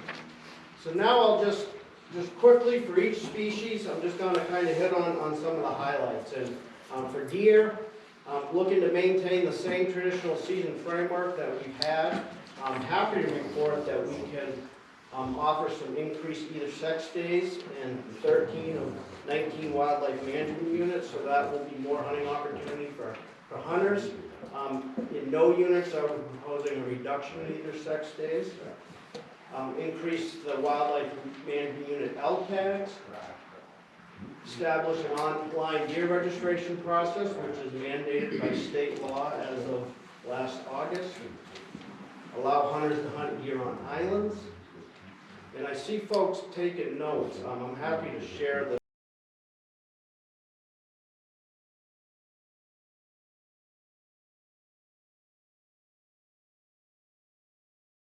questions, not only from the public, not from the commissioners either. Let's move on. Legislative committee, you're all done. Governance committee. Nothing to report.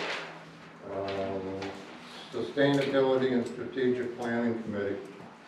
We were scheduled to have a committee meeting this morning at 11 and did not have one because some of the members were engaged in another committee's work. So not having a quorum, will pick up our work prior to the next commission meeting. Okay. Resource and infrastructure committee. Nothing to report there. Do we have any indication as to when we're going to have another commissioner? Right now it's just two of us. Mark is the third, but Mark's commitment of work and... Yeah, the thing I'm running into right now, we're short one commissioner. I've got one commissioner that, you know, his work, he's not here. And as you can see, I've got two committees that are pretty well filled up with a ton of work to do. One of the things I can't do at this time is assign somebody else to another committee because I don't want to take commissioners' plates and overfill them and they become ineffective. If a commissioner wants to change and go over to that, they can discuss it with me, but I'm not willing to make any changes at this time. That's fine. The infrastructure committee, just the two of us can meet. I understand that. Public engagement and education, Commissioner DeRosa. We received our, the people that submitted for awards from Tanya, the subcommittee did. So our plan, which I'm going to reach out to everybody on the committee, is to schedule something hopefully for next month, and our plan is to actually wrap this all up by June. So. Thank you very much. Lakes Management and the Hampshire Rivers Management Advisory Committees, I understand there was a joint meeting this last month, right? No? Tomorrow. Tomorrow? Tomorrow. Okay, so no report from either committee at this time? Okay, is there any old business? Any commissioners have anything they'd like to report? I've been in contact with Kim Wisniewski with Lakes Region Search and Rescue, and she is going to come to Moultonboro. We're shooting for April to do a presentation on what exactly do the not-for-profit search and rescues do? How do they provide support to the department? What's their role in that? And I'll be asking the colonel if we can have a CO come, because Kim mentioned that she does. Okay, keep in mind that has to go through the director. Yeah. You So, know, request from the CO.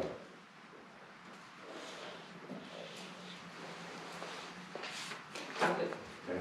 Any other commissioners have anything to report? All right, could I just make a comment? Is this under your commissioner's report? Yes, sir, it is.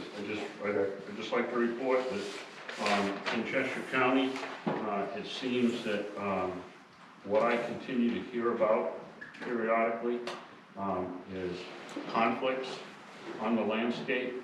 Back when we had open water, I think you'll remember me reporting that I ran into a real issue with people fishing in a real trout fishery in Cheshire County and having to deal with a water ski slalom course, okay, that was permitted by Marine Patrol.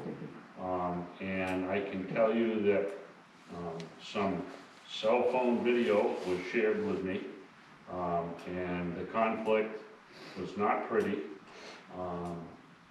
but no one was really in violation of anything. However, if you really want to, and I have proof and pictures of it, taken at the location, fish for 4 to 5 pound rainbow trout, and have your fishing interrupted by people wanting to enjoy a slalom course on a 106-acre body of water, it's a recipe for disaster.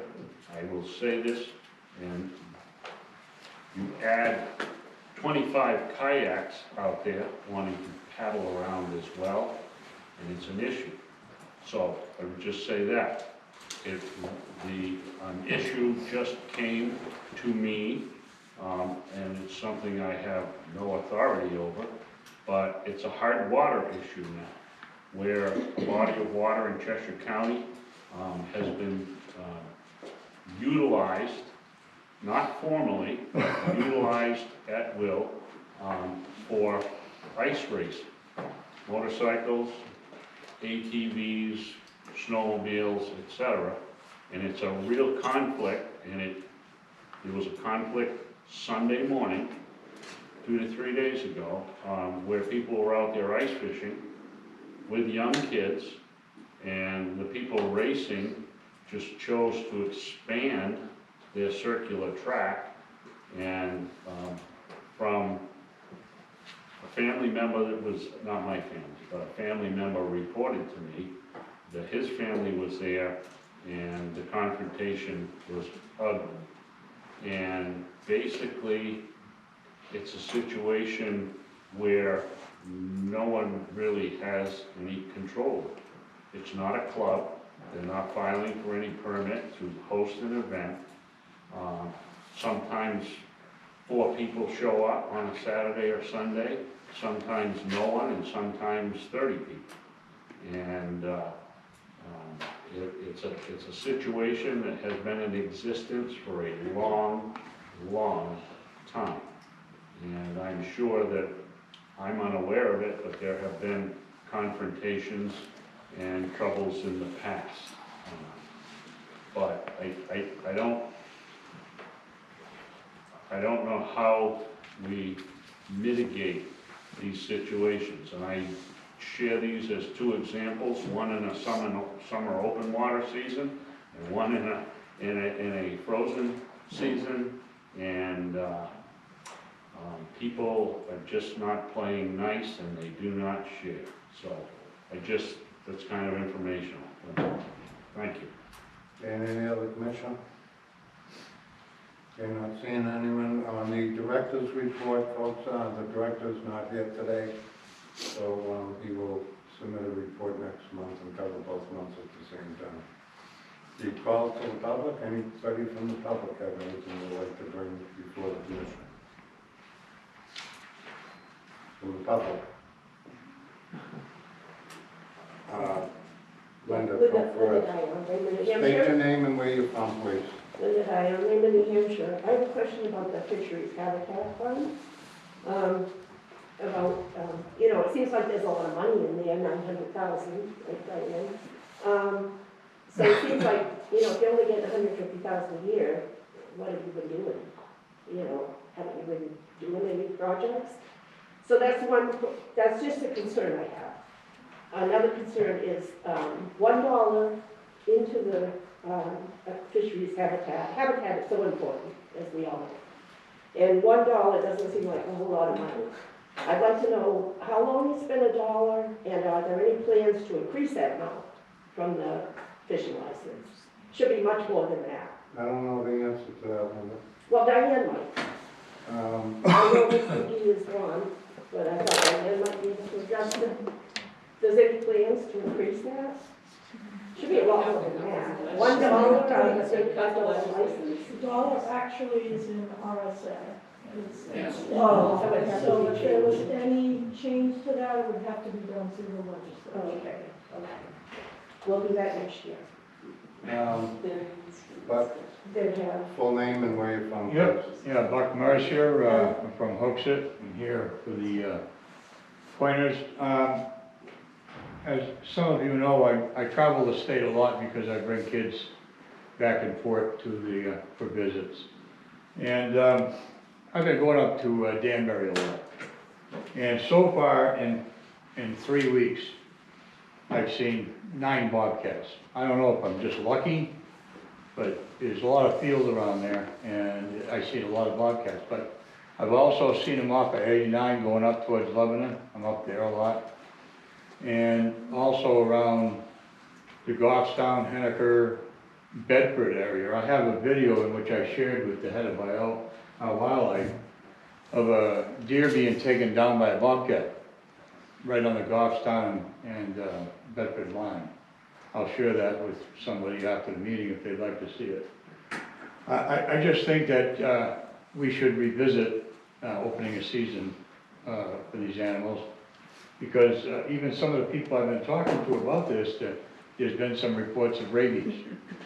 So, I mean, they are getting a lot of them around, so I just feel as though that we should revisit that. All right, anything else? Yeah, I got one more thing, if you don't mind. I went clamming Saturday, and the clamming flats have been terrible. And I don't know if you guys go a lot, but there's been just Hampton Flats, for instance, are just got so many of the sea worms in there, is that we were throwing away 8 to 12 clams that were dead to the one that we would pick out. Where it would normally take you inside of an hour to get your limit, it took 4 hours, and the tide was chasing us higher. So I don't know if there's a reseeding program out towards the seacoast about helping the clam population, but there's definitely a problem there, and I really would like to see that addressed. If the fishing Bring it game. up with Sheree, and we'll have it mentioned for. Okay, thank you. Anything else? I was asking him if he had anything. Yeah, go ahead. I'm getting tired, I'm sorry. That's fine, I'll be quick. Christina Snyder, Chester, New Hampshire. I just wanted to note that, just in that quick overview of the rulemaking, that 13 of 19 WMUs are going to, or there's going to be an increase in deer permits, just from what I just All right, heard. I cannot discuss rulemaking. No, right no, now. no, I'm getting to a point if you just allow me. And also, I know that in my region, there's been a heavy increase in complaint of deer. So if the bobcat is taking deer, I clearly is not being demonstrated that it's having an impact on the population if we're looking to increase deer permits. So that might be something to think about moving forward, if that's All right, a thank good you reason. for bringing that up. Mr. Bosworth. Well, pardon me, Weldon Bosworth, Guilford. So regarding bobcats, I got a couple of trail cameras up. I have security cameras that look outside. I spend at least an hour a day in the woods around the Belknaps. I've seen 3 bobcats in the last 6 months. I've seen a few traps in the Belknaps. So I think the implication that they're getting to be so abundant that we can change our mind on leaving them off the list for being trapped is without any support. In addition, I don't know of any record of bobcats getting rabies. And I'm familiar with the rabies database in the Department of Health. That's it. Okay, does anybody else? Steve Andrews, Conway, New Hampshire. And I'm also the chairman of the Trout Management Committee for the New Hampshire Council of Trout Unlimited. And I just want to thank the commission today for approving the Habitat funds for those two projects. I will tell you that I've been involved with projects with Interfluve. They're an excellent company. They do an excellent job. And again, thank you all for approving that money for the habitat improvement for our wood chip. Thank you, Steve. Anybody else? Sir, way in the back. My name is Bill Connie, I used to be a commissioner, and I have... Bill Connie. Bill, come on up towards the front so I can hear you.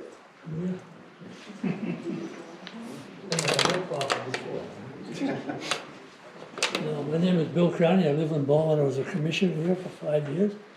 I also had a group called New Hampshire Political Sportsmen's Pals, or Sportsmen's Pals, along with the Wildlife Federation. I'll tell you what, we filed that bill for the habitat. I got Gene Chandler as a supporter for 3 times, and we had the president of the Senate and a few others. We went $5 in each one. Henry Mark, who was another good friend, Henry Mark didn't agree with it.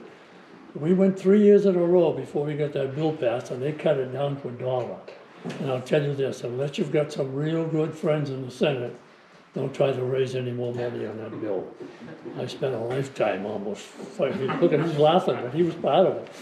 But that's what happened. So the original fee went in for $5, and it was cut back, and then we even had a person here wanted to buy a bulldozer with the money that was in the land habitat fund, and that's how this whole mess started. We originally said we'd pay for the fees for the licensing of the dams out of that fund, and now everybody's getting paid out of trucks. But anyway, that's how it started. It was $5. Tanya knows that. She's $5 for hunting, fishing, or whatever it was. And the legislature 3 years in a row said no. The 4th year, we finally got enough people. We had a president of the Senate, whose son happened to be on the commission, and a couple others, and we got it passed. So thank you, Florence. Fool with that. Great seeing you. Anybody else? Don't see any more hands. We entertain a motion to adjourn.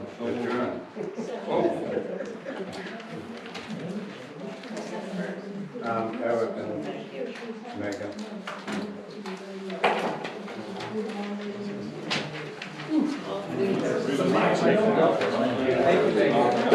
No, I'm glad you had it.